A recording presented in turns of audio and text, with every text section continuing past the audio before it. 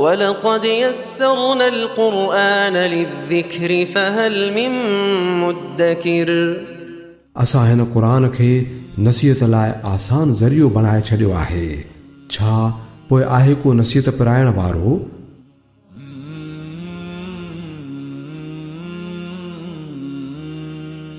अल्हम्दुलिल्लाहि रब्बिल आलमीन वस्सल्लल्लाहु वसल्लम व बारक अला अब्दिही व रसूलिही नबिय्यिना मुहम्मद व अला आलिही व सहबिही अजमईन, अम्मा बाद। नाज़रीन किराम, अस्सलामु अलैकुम व रहमतुल्लाहि व बरकातुहू। सूरतुन्नास उन जे करे चयो थो वञे जो अॻिते आयत में कई दफ़ा अन्नास जो लफ़्ज़ आयो आहे, जंहिंजी माना आहे अन्नास जो मतिलबु आहे माण्हू ऐं इंसान। त कुल आऊज़ु बिरब्बिन्नास, ए पैगम्बर सल्लल्लाहु अलैहि वसल्लम तव्हां चओ त आऊं पनाह घुरां थो बिरब्बिन्नास, माण्हुनि जे पालणहार जी, माण्हुनि जे रब जी आऊं पनाह घुरां थो। हूअं त अल्लाह ताला सभिनी जो ख़ालिक आहे, मालिक आहे, पर छो त इंसान अशरफुल मखलूक़ात आहिनि, उन जे करे अन्नास में उनखे ख़िताब कयो वियो। ऐं बाज़ मुफ़स्सिरीन जे मुताबिक़ अन्नास जो लफ़्ज़ जिन्ननि ते बि उन जो इतलाक़ थिए थो, जीअं रिजाल जो थिए थो, अहिड़े तरीक़े सां अन्नास जो बि थिए थो। त हिन मां मुराद इंसान ऐं जिन्न ॿई आहिनि, छो त इहे ॿई मुकल्लफ़ आहिनि शरीयत जा, शरीयत इन्हनि ॿिन्ही जे लाइ आहे। त आऊं माण्हुनि जे रब जी पनाह घुरां थो, उन जे करे जो अन्नास जेके इंसान आहिनि उहे अशरफुल मखलूक़ात आहिनि, या ॿी तफ़सीर जे मुताबिक़ इंसान ऐं जिन्न, छो त उहे मुकल्लफ़ आहिनि, उन जे करे उनखे ख़ासि कयो वियो आहे। ऐं इहो चयो वियो त आऊं माण्हुनि जे रब जी पनाह में अचां थो। मलिकिन्नास, मलिकिन्नास माण्हुनि जे बादशाह जी, माण्हुनि जे बादशाह जी, जेको रब आहे, जेको ज़रूरतूं पूरियूं करे थो इंसान जे पैदा थियण खां वठी करे, उनखां पहिरीं जॾहिं उहो माउ जे पेट में हुयो, उनखां पोइ जवानी आहे, उनखां पोइ पोढ़प आहे, सभिनी मरहलनि में अल्लाह ताला इंसान जो रब आहे, उन जो पालणहार आहे, उन जूं सभई ज़रूरतूं पूरियूं करे थो। सिर्फ़ु इंसाननि जूं नथो करे, बल्कि सभिनी मखलूक़ात जी करे थो। जेतिरी मखलूक आहे अल्लाह जी बेशुमार आहे, अणगणी आहे, उनखे केरु शुमार नथो करे सघे। केतिरा आहिनि, इंसान आहिनि, जिन आहिनि, जानवर आहिनि, चरिंद परिंद, ऐं केतिरियूं मखलूक आहिनि जेके समुंड में आहिनि, मच्छियूं आहिनि, ऐं केतिरा ई अहिड़ा हशरात आहिनि जेके ॿिरनि में रहनि था। उन्हनि जो काथो, उन जो अंदाज़ो केरु लॻाए कोन थो सघे। अल्लाह रब्बुल इज़्ज़त उन्हनि सभिनी जूं ज़रूरतूं पूरियूं करे थो। त बादशाह बि उहो ई आहे, बादशाह बि उहो ई आहे, मलिकिन्नास, जेको उन जूं सभई ज़रूरतूं, हाजतूं ऐं घुर्जूं पूरियूं करे थो। त बादशाह बि हक़ीक़ी तौर ते उहो ई थियो। उते फरमाई इलाहिन्नास, माण्हुनि जे मअबूद जी, जेको रब आहे, जेको हर क़िस्म जी ज़रूरत पूरी करे थो। उन जा इनाम आहिनि, उन जा अहसान आहिनि, उन्हनि जूं नेमतूं आहिनि असांजे मथां, ऐं उहो माण्हुनि जो बादशाह बि आहे। त इलाहिन्नास ऐं माण्हुनि जो मअबूद बि उहो ई आहे। त पोइ इबादत जो हक़दार बि उहो थियो, जेको रब आहे, हक़ीक़ी पैदा कंदड़ आहे, नेमतूं कंदड़ आहे, इनाम कंदड़ आहे, हर ज़रूरत पूरी कंदड़ आहे। बादशाह बि उहो ई आहे, त इबादत जो हक़दार बि उहो ई थियो। इलाहिन्नास, जेको माण्हुनि जो सचो मअबूद आहे। इबादत छा आहे? इबादत असांजी तख़लीक़ जो, असांजे दुनिया में अचण जो बुनियादी मक़सदु आहे।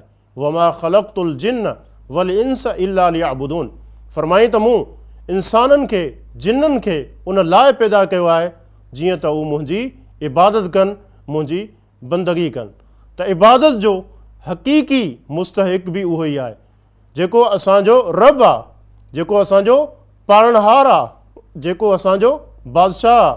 त हक़ीक़ी तौर ते माबूद बि उहो ई थियो, जिन में इहे सिफ़तूं कोन्हे, जेके ख़ुदि नाक़िस आहिनि, जेके ख़ुदि मुहताज आहिनि, जेके ख़ुदि इन ॻाल्हि जा घुर्जाऊ आहिनि त उन्हनि जूं ज़रूरतूं पूरियूं थियनि, जेके बीमार बि थियनि था, जिन खे बुख बि लॻे थी, जेके मुहताज आहिनि त उहे कीअं महबूद बणिजी सघनि था। महबूद अल्लाह ई आहे जेको कंहिंजो मुहताज कोन्हे बल्कि सभु उन जा मुहताज आहिनि। जेको बादशाह आहे जंहिंजो हुकुम हले थो आसमाननि में ज़मीननि में, जेको बादशाह आहे ऐं इबादत जो मुस्तहिक बि उहो ई आहे। त आऊं माण्हुनि जे महबूद जी पनाह तलब कयां थो। हाणे कहिड़ी शइ खां पनाह घुरी पई वञे? मिन शर्रिल वसवासिल खन्नास, फरमाई त उन वसवसे विझंदड़ जी बुराई खां, अल खन्नास जेको पोइते हटी वञे थो, जेको पोइते हटी वञे थो। हिन मां मुराद छा आहे? हिन मां मुराद शैतान आहे। शैतान इंसान खे गुमराह करे थो, बुराई जा ख़्याल हुन जी दिलनि में विझे थो। जॾहिं इंसान अल्लाह जो ज़िक्र करे थो, अल्लाह खे यादि करे थो, ज़िक्र पढ़े थो, आऊज़ बिल्लाहि मिनश शैतानिर रजीम, अल्लाह जी पनाह घुरे थो, त इहो शैतान इन जी सिफ़त इहा आहे त इहो पोइते हटी थो वञे। इहो अल्लाह जे ज़िक्र जे मुक़ाबले में इंतहाई कमज़ोर आहे। इन कैद शैतान कान दईफ़ आहे। फरमाई त शैतान जो जेको हमिलो आहे, जेको उन जो वार आहे, उहो इंतहाई कमज़ोर आहे, इंतहाई कमज़ोर आहे। हीउ ज़िक्र उहो चाबुक आहे जंहिंजी ज़रब, जंहिंजी तकलीफ़ शैतान खां बर्दाश्त नथी थिए, इहो परे हटी वञे थो। जीअं हदीस मशहूरु आहे, असां ॿुधूं था त जॾहिं अज़ान जो बांग जो आवाज़ ईंदो आहे त शैतान तेज़ भॼणु शुरू थी वेंदो आहे। आवाज़ सां उन जी हवा ख़ारिज थी रही हूंदी आहे ऐं अज़ान जो वज़न हुन खां बर्दाश्त कोन्हे थींदो ऐं भॼणु शुरू करे थो। अल्लाह जे नाले जो जेको वज़न आहे शैतान खां बर्दाश्त नथो थिए। त हिन वजां असांखे इहा तलक़ीन मिले थी त शैतान जे मुक़ाबले में अल्लाह जे ज़िक्र जो जेको हथियार आहे उनखे इस्तेमालु कयूं। इहा ई वजह आहे त उलमा ज़िक्र जे हवाले सां किताब उन्हनि लिखिया आहिनि, हर दौर में लिखिया विया। मशहूरु हिकिड़ो किताबु आहे दुआउनि जो, हिस्नुल मुस्लिम, जंहिंजो मतिलबु छा आहे? मुस्लमान जो क़िलो। जॾहिं इंसान इहे ज़िक्र जेके साबित आहिनि क़ुर ऐं हदीस मां इहे पढ़े थो त शैतान जे मुक़ाबले में मज़बूत क़िले में दाख़िल थी वञे थो। शैतान जो को वार, को हमिलो उन ते कारगर असराइतो साबित ई कोन थो थिए। त असांखे खपे त हिन शैतान मरदूद जी बुराइनि खां पंहिंजो पाण खे बचायूं। त उन जो तरीक़ो अल्लाह जो ज़िक्र आहे। जेको इंसान ज़िक्र में कमज़ोर हुजे थो ओतिरो ई शैतान उन जो आसानी सां शिकार करे थो। फरमाई त वमन यअशु अन ज़िक्रिर रहमान नुक़य्यिज़ लहू शैतानन फहुव लहू करीन। त जेको माण्हू अल्लाह जे ज़िक्र में सुस्ती करे थो त असां शैतान उन जे मथां मुसलत करे छॾियूं था, पोइ उन जो साथी थी थो वञे, उन सां गॾु रहे थो हर वक़्तु। त शैतान खां पंहिंजो पाण खे बचाइण जो इहो तरीक़ो आहे। उन्हनि हमलनि खां जेके शैतान करे थो पाण खे महफ़ूज़ रखण जो इहो तरीक़ो आहे अल्लाह जो ज़िक्र कसरत सां करणु खपे। अला बिज़िक्रिल्लाहि तत्मइन्नुल क़ुलूब, उन सां दिलनि खे बि इत्मीनान मिले थो, राहत मिले थी ऐं इंसान शैतान जे हमलनि खां बचे थो। ऐं ज़िक्र जा बेशुमार फ़ज़ाइल आहिनि, केतिरो अजर ऐं सवाब आहे, उहो बि इंसान आसानी सां हासिल करे सघे थो। त हीउ शैतान आहे, उन जो वसवसो आहे ऐं उन जो वसवसो कमज़ोर आहे। जॾहिं इंसान अल्लाह जो ज़िक्र करे थो त उहो पोइते हटी वञे थो। जीअं ई इंसान ज़िक्र खे छॾे थो, उन में गफ़लत उन में अचे थी, त पोइ शैतान वरी वापसि वार करे थो। त शैतान जे हमलनि खां बचण जो इहो क़ुरानी नुस्ख़ो आहे त इंसान अल्लाह जो ज़िक्र करे। अल्लज़ी युवस्विसु फ़ी सुदूरिन नास, उहो शैतान जेको माण्हुनि जे सीननि में, माण्हुनि जी दिलनि में वसवसो विझे थो, बुरा ख़्याल पैदा करे थो। त इंसान उन शैतान खां, उन जे वसवसे खां, उन जे बुरनि ख़्यालनि खां अल्लाह ताला जी पनाह तलब करे। इहा सूरत असांखे ॿुधाए थी मिनल जिन्नति वन्नास। फरमाई त इहे वसवसो विझंदड़, बुराइनि जा ख़्याल पैदा कंदड़ केरु आहिनि? इहे ॿिनि तरहनि जा आहिनि। मिनल जिन्नत, उहे जिन्ननि मंझां बि आहिनि, वन्नास ऐं माण्हुनि मंझां बि आहिनि। उन्हनि ॿिन्ही खां जेको शैतान जेको जिन्ननि मंझां आहे ऐं उहे शैतान जेके इंसाननि मंझां आहिनि, जेके इंसान खे बुराई ॾांहुं गुनाहनि ॾांहुं माइल कनि था, उन्हनि सभिनी जी पनाह आऊं तलब कयां थो। त जिन्हनि जो जेको शैतान आहे उनजो वसवसो हुजे थो, जेको हू विझे थो। जीअं रसूल अकरम सल्लल्लाहु अलैहि वसल्लम पाण इतिकाफ़ में आहिनि त रसूलुल्लाह सल्लल्लाहु अलैहि वसल्लम मिलण जे लाइ रसूलुल्लाह सल्लल्लाहु अलैहि वसल्लम जी घरवारी आहे उम्मुल मोमिनीन सफ़िया बिनते हुयई, उहे अचनि थियूं, राति जो वक़्तु आहे, काफ़ी देरि पाण करीम सल्लल्लाहु अलैहि वसल्लम सां ॻाल्हियूं कनि थियूं। जॾहिं वञणु लॻनि थियूं त रसूलुल्लाह सल्लल्लाहु अलैहि वसल्लम सां गॾु आहिनि ऐं उनखे घर ताईं छॾण जे लाइ उन सां हली रहिया हुआ त अॻियां बसि अंसारी सहाबी आहिनि जेके वञी रहिया हुआ, ऐं जॾहिं उन्हनि रसूलुल्लाह सल्लल्लाहु अलैहि वसल्लम खे ॾिठो त का औरत बि पाण करीम सल्लल्लाहु अलैहि वसल्लम सां गॾु आहे त उहे तेज़ हलणु लॻा।